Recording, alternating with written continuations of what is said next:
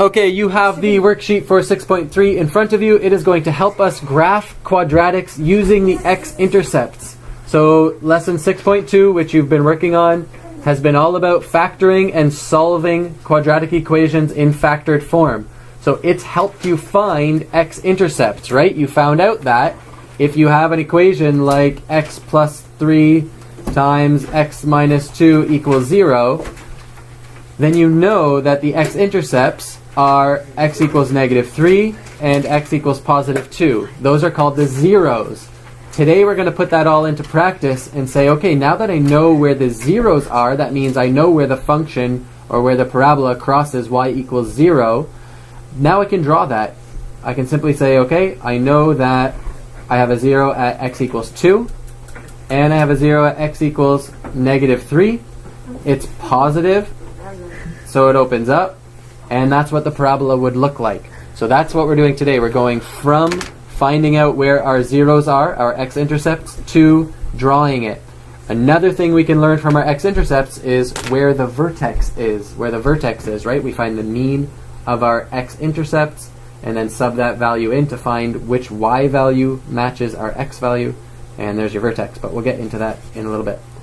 First, a little bit of quick review. Number one, what information can you get from an equation in the form y equals ax squared plus bx plus c? Throw your hands up if you would like to contribute to this equation, to this question. It's in standard form. It is in standard form. Thanks very much. What information can we get from this equation? Isaiah? Stretch or compression. Yeah, just a stretch compression factor. Okay, so we know if this has been stretched vertically or if it's been compressed vertically. We also know whether or not it's being reflected, right? If A is positive, it opens up. If A is negative, it opens down. So you're getting the vertical stretch compression. So your answer there would be vertical stretch compression and reflection. Also the location on the y-axis. Ah, good job, Jonathan. Thanks very much. Really important point. This also tells us the y-intercept. Y-intercept. And that's true because C will always be the y-intercept, because the y-intercept happens where x is 0. So if we made this x 0 and this x 0, this whole thing would just become 0. We'd be left with y equals c. So that would be the exact y-intercept. Excellent. Good. The next form that we need to talk about is y equals a x minus h squared plus k. What information do we get from this without any math calculations at all? The vertex. We get the vertex.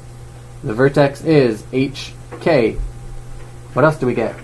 We get the horizontal transition or movement and the vertical movement. We get the horizontal translation. We get the vertical translation. Good. That's exactly the same information, right? H is the horizontal translation, K is the vertical translation. What else do we get? We also get our vertical stretch compression. Reflection. And we get our reflection. That seems like a pretty helpful form, doesn't it? Gives us a lot of information.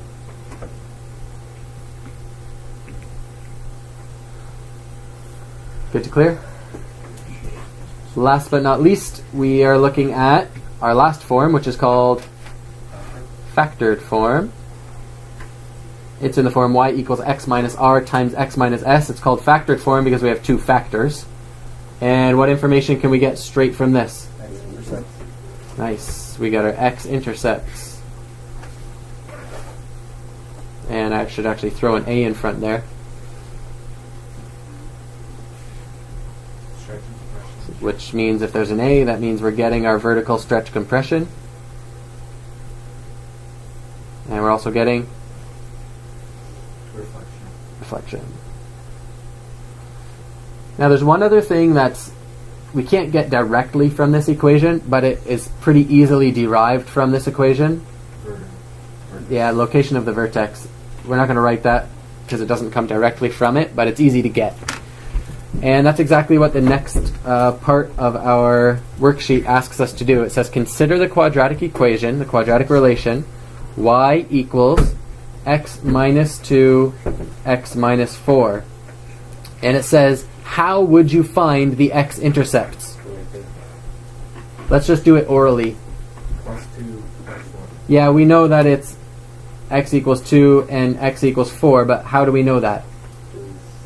It says y equals x equals 2 and x equals 4. Right, so what we would do, what you would say is you would set this equation equal to 0. So you would set y equals 0.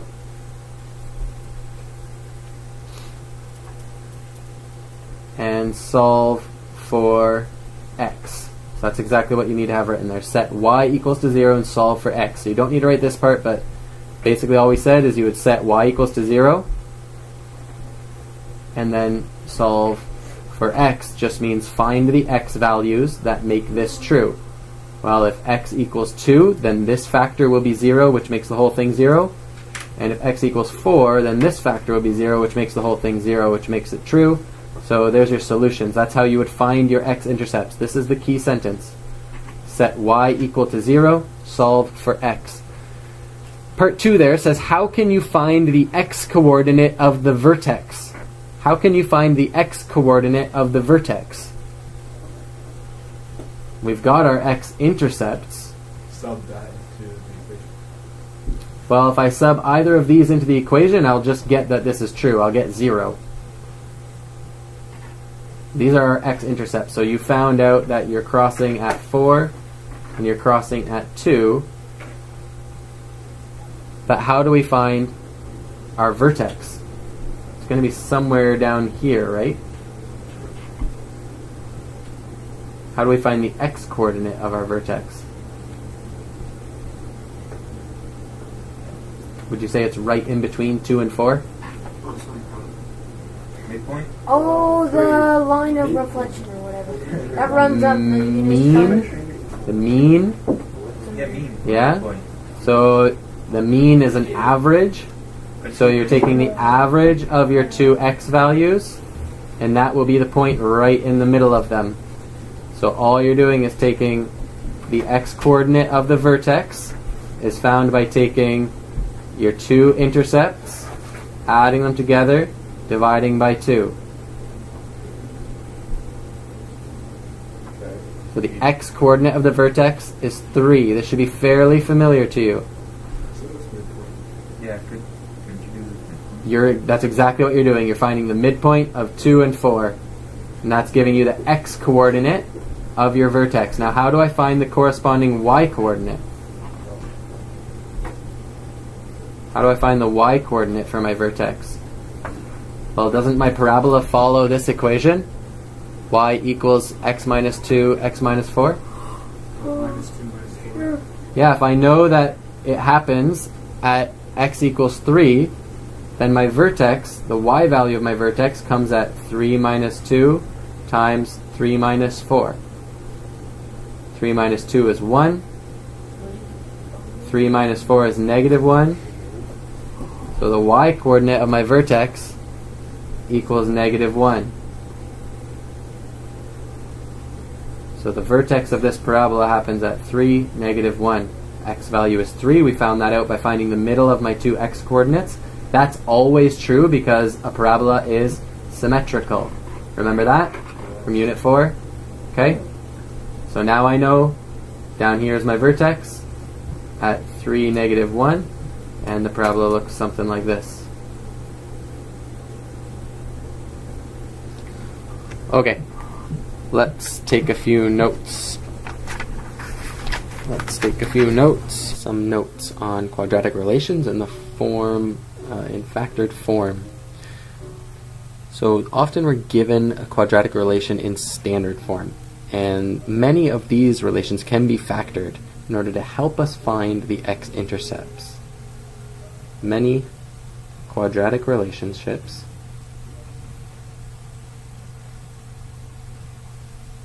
many quadratic relations of the form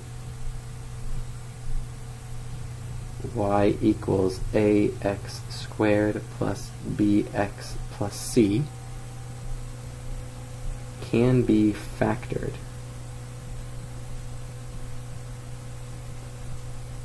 to find the x-intercepts.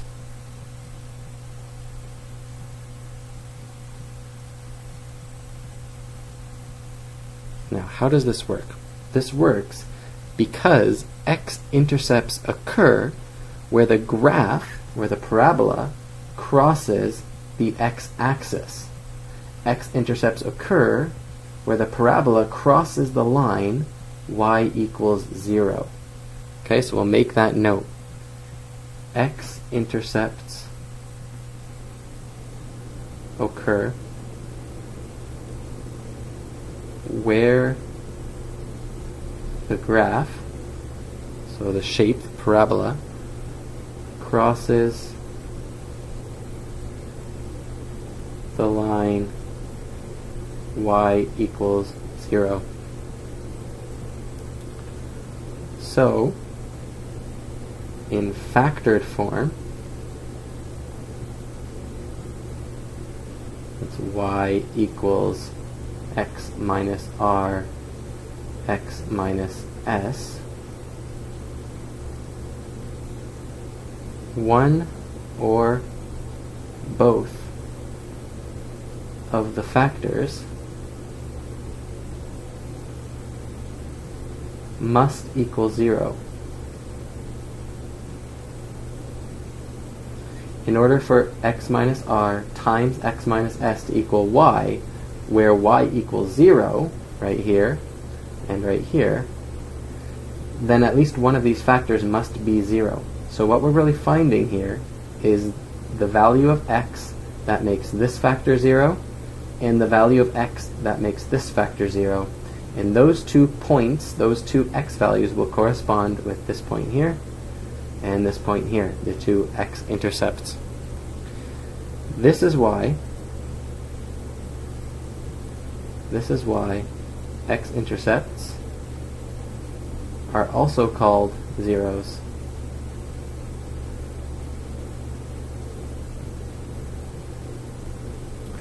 Let's do a quick example.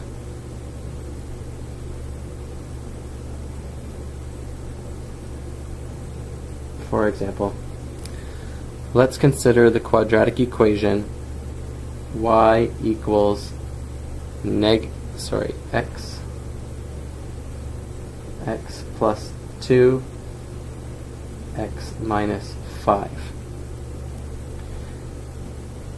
The zeros occur when y equals 0.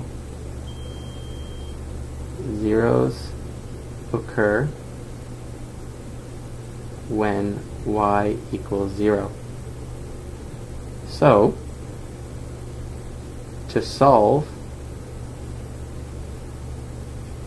let y equal 0 and solve for x. And those x values will be our x-intercepts.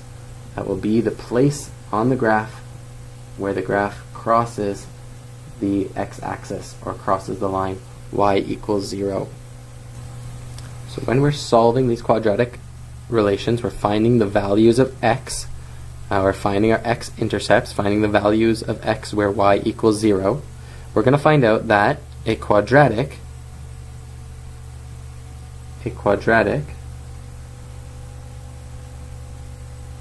may have,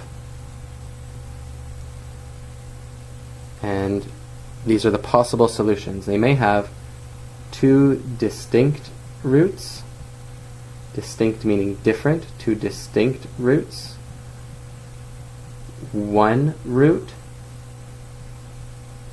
no roots. And I'll draw a few examples to help you understand what that means.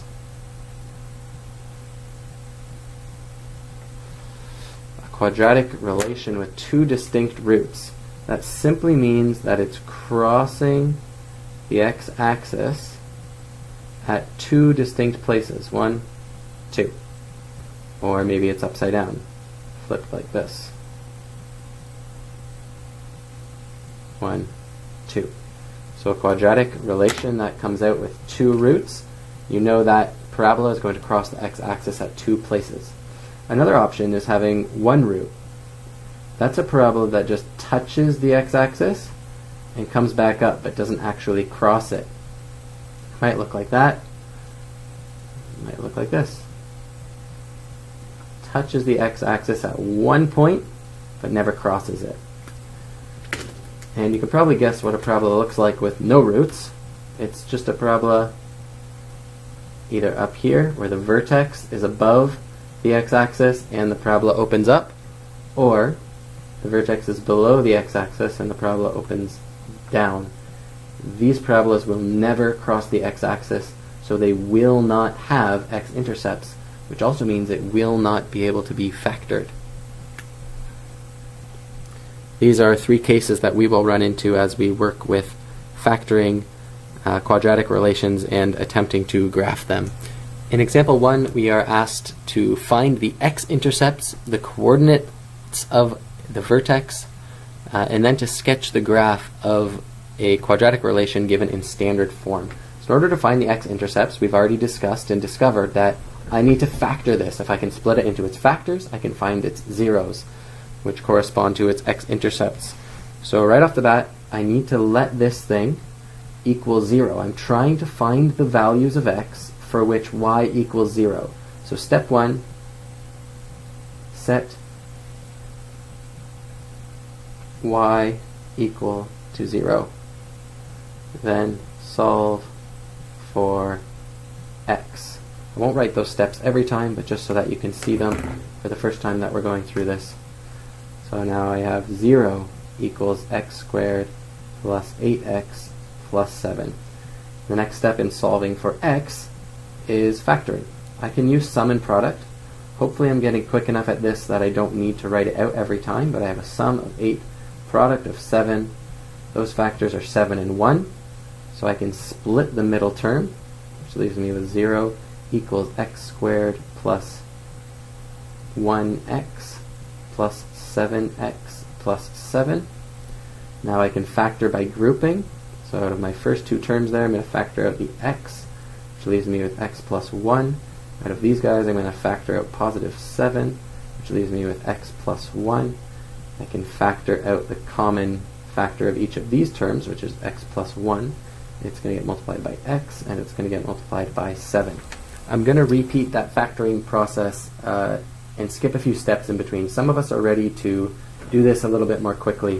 Whenever there's a coefficient in front of the x squared term of 1, it's pretty quick and easy to see that our sum and product is going to be 7 and 1, right? I really just need 2 numbers, multiply to 7, add to 8. Well, that's 7 and 1.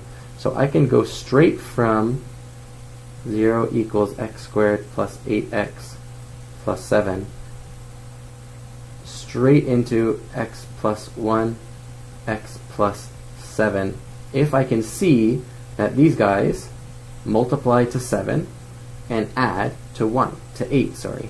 They multiply to 7, they add to 8. There's my 2 factors right away. So if you're ready to do that a little bit more quickly, you can start utilizing this strategy. If not, keep on using sum and product to split the middle term and factor by grouping. It's safe and sound, and it's a good way to do it as well. Okay, now we have our 2 factors. We've said before that if I'm finding where this graph is going to equal 0, where this relationship is going to equal 0, then either this factor or this factor has to equal 0. So now I know that x plus 1 equals 0 is going to be one of my roots, and x plus 7 equals 0 is going to help me find my other root. Subtract 1 from both sides, x equals negative 1. Another way to think of that is, what does x need to be that if I add 1 I'll get 0? Well, it has to be negative 1. Over here, x equals negative 7. Those are my 2 roots. The x ints are negative 1 and negative 7. Now, what property do we know about parabolas that will help me find the coordinates of the vertex?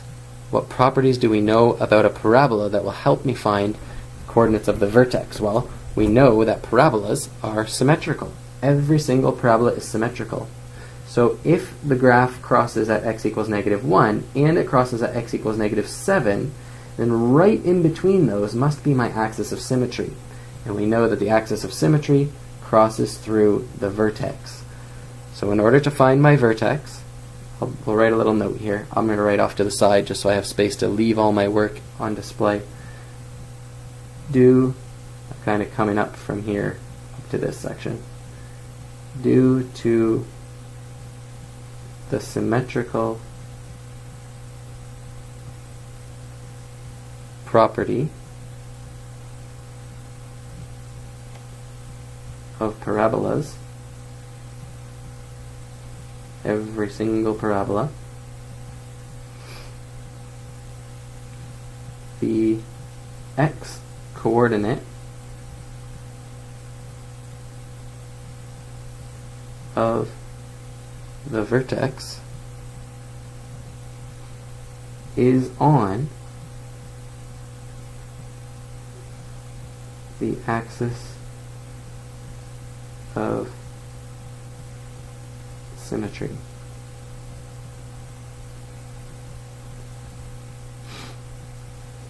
Which passes through the midpoint of the line segment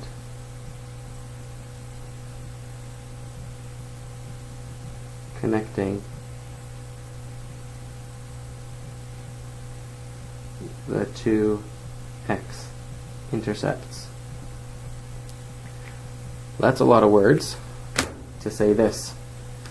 If we have a parabola and it has two x-intercepts, then the midpoint of the two x-intercepts, so this right here is the line segment connecting the two x-intercepts, the midpoint of that line segment is going to get crossed by the axis of symmetry. Okay, so the axis of symmetry is going to cross through the midpoint of this line segment, and we know that the vertex is on the axis of symmetry. So that's all that says. I'm going to clear my board and we're going to find the coordinates of the vertex here using our x-intercepts -1 and -7.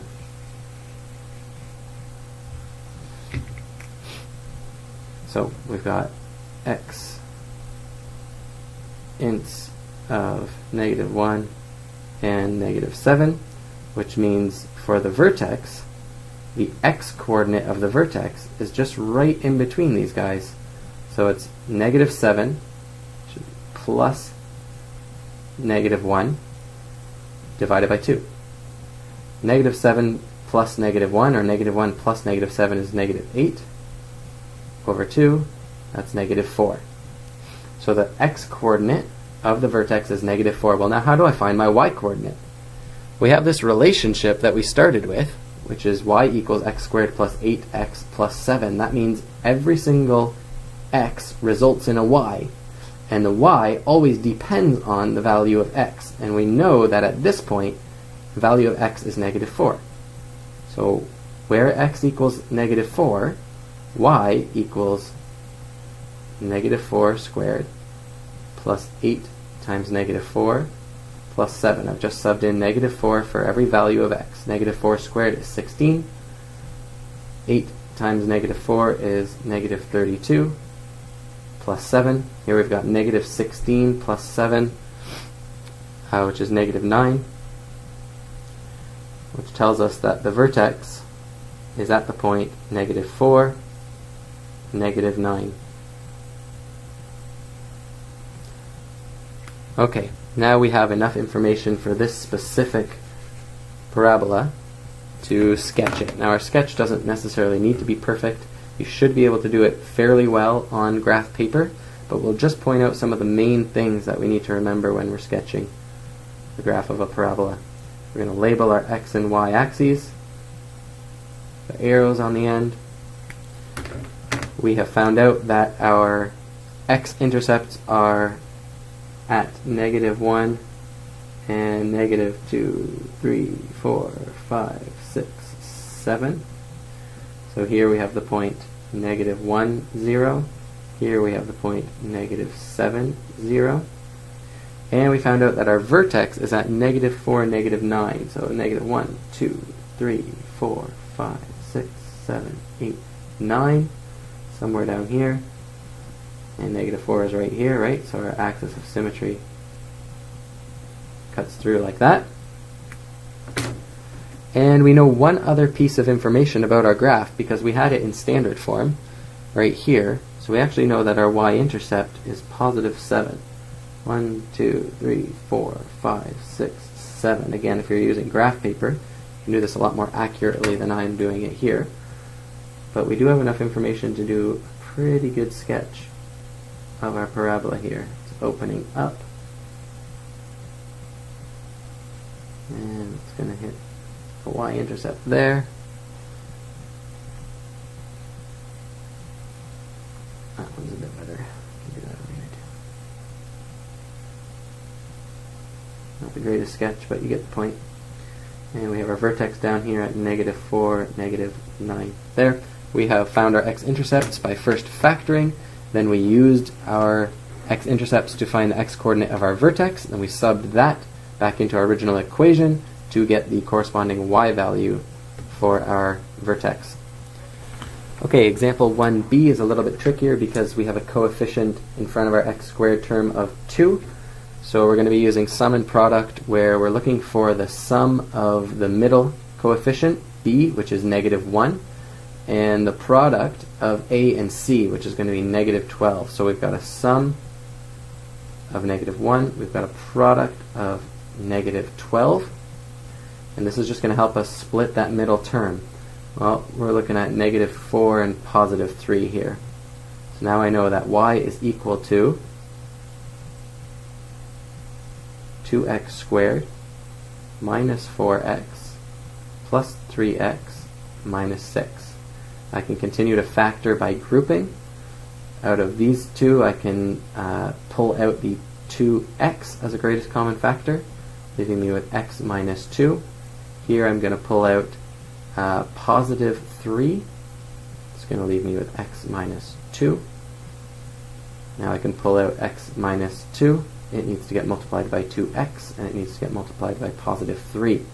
There's one thing I didn't do yet, which is very important because it's going to allow me to find my roots, and that's set y equals 0. So now I have 0 equals x minus 2, 2x plus 3, which tells me that either x minus 2 equals 0 or 2x plus 3 equals 0. I always set it up the same way. Factor it carefully using the steps that we learned in Unit 4 and 5. Then we set up to find our two roots. This is the only new step from this unit so far. Well, here the solution is x equals 2. Here is a little bit trickier. So we've got subtract 3 from both sides. 2x equals -3. Then we're going to divide both sides by 2. And x equals -3 over 2. There's our two roots. It might be helpful for you to understand that this is -1.5. So it's in between -1 and -2. But I'm going to leave it as a fraction because I know I'm going to have to do more algebra with it in order to find our coordinates of our vertex. So there's our zeros, our x-intercepts. We'll save that information, and we're going to use that information to find the coordinates of our vertex. So for our vertex, we're going to find the x-coordinate first by taking the mean of our x-intercepts. 2 is the same as 4 over 2.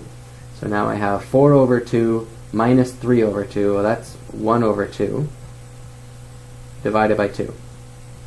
1 over 2 divided by 2 is the same as 1 over 2 times 1/2, right? It's essentially saying you're going to take a half and you're going to split it in half again, right? 1/2 over a half, or 1/2 divided by 2, which equals, I'm going to work across because I'm running out of space, 1/4. So the vertex happens when x equals 1/4. How do I find the corresponding y value for that? I sub 1/4 back into my original equation. So the y coordinate of the vertex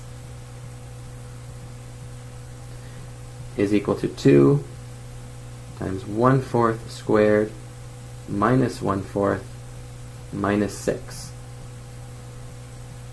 According to BEDMAS, I have to take care of my exponent first. 1/4 squared, that's just 1 squared over 4 squared. Minus 1/4 minus 6.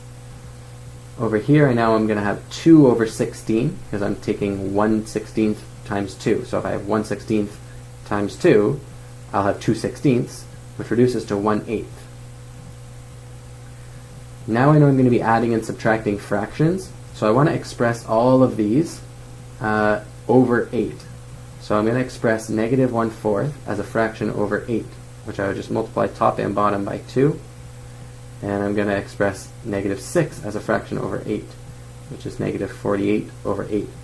And now I can just add and subtract all my eighths. So I have 1/8 minus 2/8, that's negative 1/8, minus another 48/8. It's going to be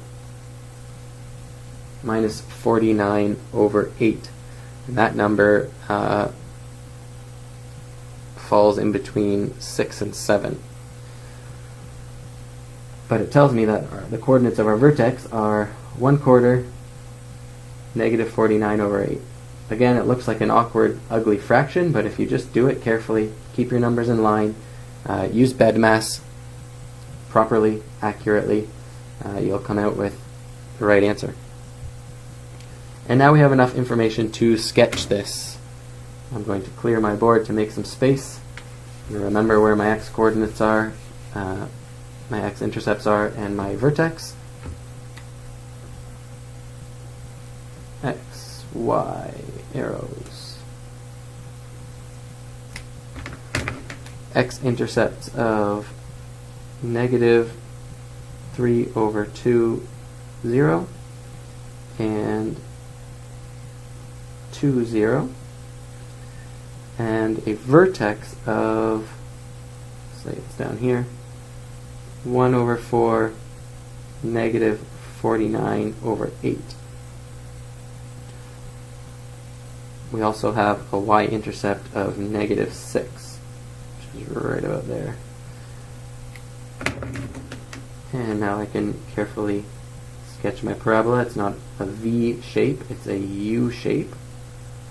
So make sure it looks like a U. And make sure it goes through my important points, which of course on mine is not perfect because I'm not using graph paper. Your sketches will be much better, much more accurate.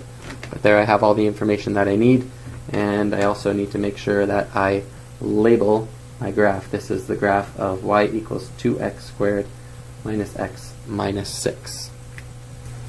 Example 1c, we're just given another trinomial that needs to be factored so that we can identify the x-intercepts and find the coordinates of the vertex. Step 1 I see here is that a is negative 1. I have a coefficient in front of the x squared term of negative 1. I don't like that, so I'm going to factor that out right off the bat. I'm going to factor out negative 1, leaving me with x squared minus 6x plus 9. Now hopefully I'm a little bit familiar with the learning that we've done so far, and I can look at this and I kind of see something special. I see some numbers that are related to each other, and it turns out that this follows the pattern of a perfect square trinomial. A squared minus 2ab plus b squared. If I'm not sure, I can check it. I can say, okay, this is this square root of this is x, square root of this is 3. So if I take 2 times x times 3, will I get 6x? And I will. Okay? So this follows perfect square trinomial, which means I can express it as a binomial squared, x minus 3 squared. And I don't actually want to write this negative 1 in there. We just leave the negative sign, and then we know that this negative is distributed to each of the terms inside the expanded trinomial.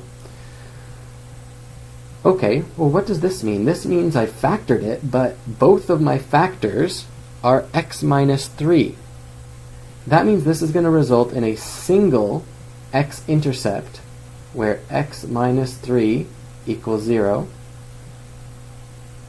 And so the solution here is x equals 3. And that is the only x-intercept for this expression, for this equation. So the coordinates of the vertex are a little bit different to find, because rather than finding the mean of two different roots, you're just finding the mean of one root. Well, if we did one root, the mean of one root is just the root itself. So if the x value of the vertex is 3, and that happens right on the x-axis, then we can be sure that the vertex also happens at the point x equals 3. And we already know that when x equals 3, y is going to equal 0. So really we have both coordinates of the vertex right here, 3, 0. The vertex here equals 3, 0. This will make a bit more sense when we draw it. Okay, in order to draw it, we're going to need a little help, because right now all we have is a parabola. We know it opens down because a is negative, and we know that the vertex is at 3, 0. So let's say our vertex is right there at 3, 0. But I can't draw this accurately without at least one or two other points. I need two other points in order to help me draw it. So I'm going to pick a point just to the left of our vertex.